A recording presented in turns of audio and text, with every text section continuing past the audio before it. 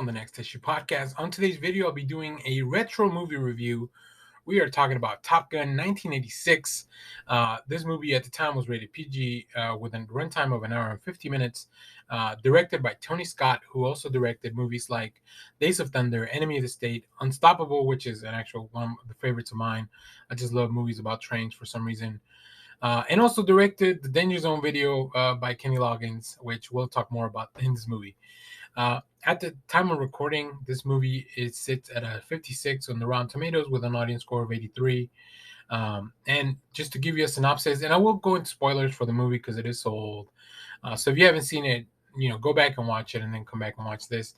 But this movie follows the Top Gun Naval Fighter Weapons School, where the best train to refine their flying skills, where hotshot fighter pilot Maverick, played by Tom Cruise, is sent to the school. His reckless attitude and cocky demeanor put him at odds with other pilots, especially the cool and collected Iceman, played by Val Kilmer. But Maverick isn't the only one competing to be the top fighter pilot. He's also fighting for the attention of the beautiful flight instructor, Charlotte Blackwood, played by Kelly McGillis, whose code name is Charlie. Let's talk a little bit about the cast of some of the main people, and then I'll get into the review. So Tom Cruise plays Maverick. Kelly McGillis plays Charlie.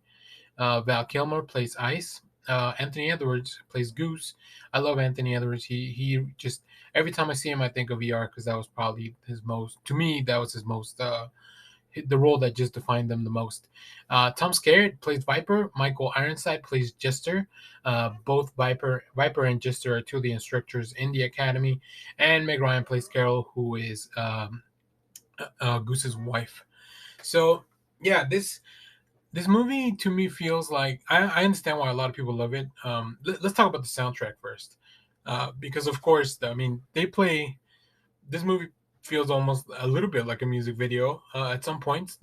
They play Danger Zone so many times throughout the movie, but I love that song, so I'm not like it's not a thing that detracts from the movie. So I really like that. They play that stuff. We have the big volleyball scene that everybody always talks about. And I didn't watch this movie until recently for the first time. I watched this a couple of days prior to going to watch Top Gun Maverick, which we have a review for in the channel. If you haven't seen it, go check that out. Link will be in the description of this video. But yeah, the music is great. I think the 80s had a really dope movies in the 80s, for the most part, had just really cool soundtracks. And that really is one of the things that highlights this movie for me. Now, I will say this movie to me felt a little disjointed as far as the plot went. The original, or the first part of the movie to me feels like Maverick moves, or he comes to Top Gun and he spends the first hour of the movie trying to like get with Charlie. That was really the main crux of the first thing. And then finally, after an hour, they finally get together. And now we actually move on to the Top Gun flight school stuff, right? And of course, there's little things about flying in the first hour. It's not just them trying to get together. But for the most part, that's what the movie focuses on. And it feels like, okay, now we're here. Now we got to run the rest of the race, which means let's fight to be for the number one pilot.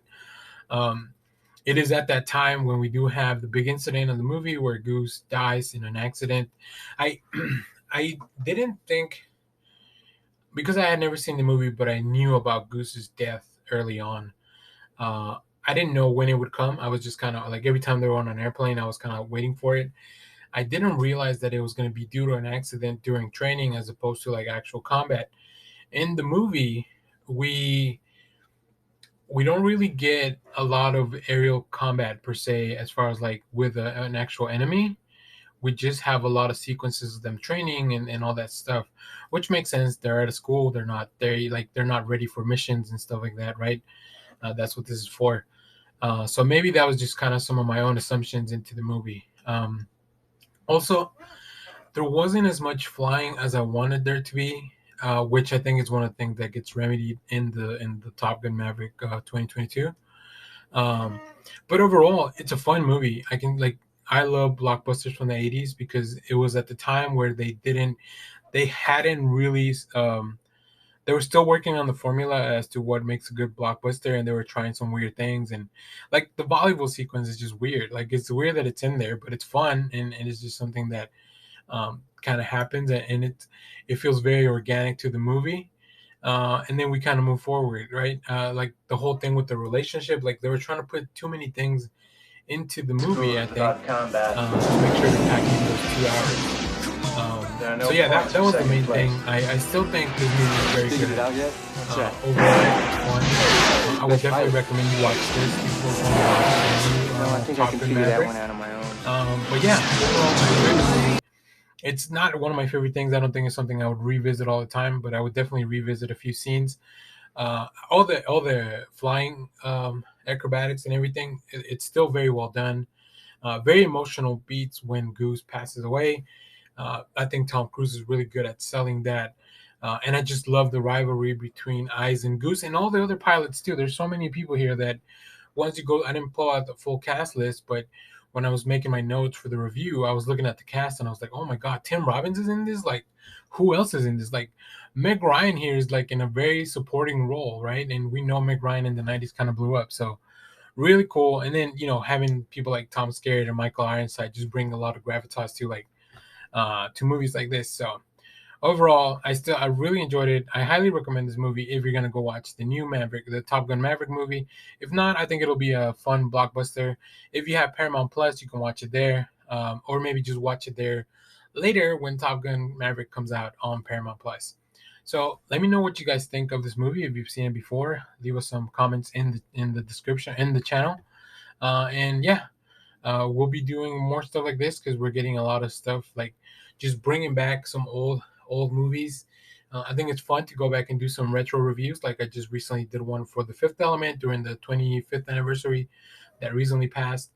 So yeah, we'll stay tuned. Let us know if you want us to do a movie review for something that's not something new, just something maybe from a few years ago or something very old. Drop that in the comments. And as always, thanks for watching, everyone. Remember to share, like, subscribe, hit the bell so you know when we go live. That is most Sundays, 10 a.m. Central Standard Time. And stay tuned because we have more movie reviews, comic reviews, trailer reactions, TV recaps, all that good stuff. So as always, thanks for watching, everyone. Bye-bye.